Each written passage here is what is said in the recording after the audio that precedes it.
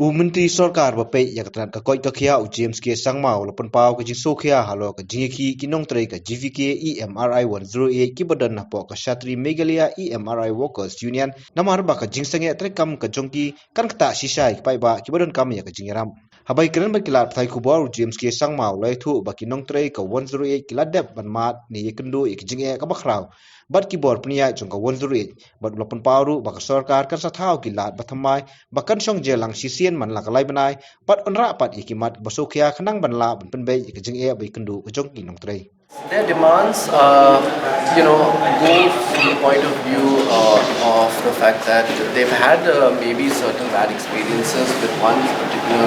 operator, but that does not necessarily mean that things will happen like that in the future as well. So we are actively engaging in dialogue and conversation. In fact, told them also that we are putting in new interventions whereby we will have review meetings which will be every quarter to look at the qualitative functioning of the emergency system operators, and any kind of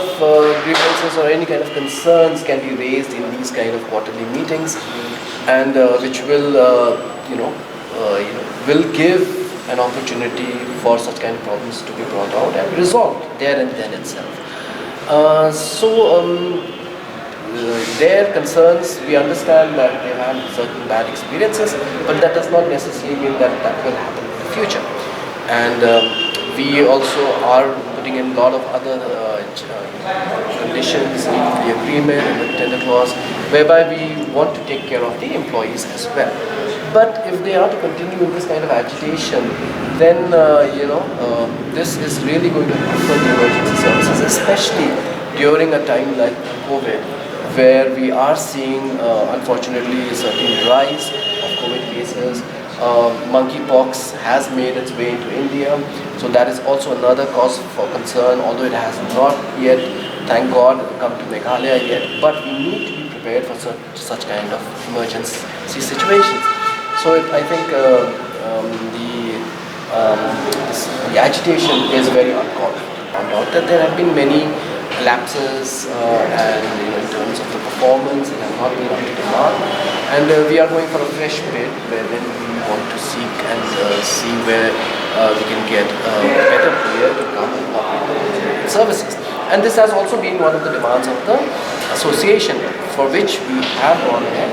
and it is going to happen very soon. But unfortunately, the association wants to continue and knowing fully well that there is no state in the country or state government in the country which is running consulate services, because it is a service which requires 24/7 attention, and this is of a nature which involves emergencies. So therefore, these kind of services are best operated, as has been seen in the entire country, by operators who are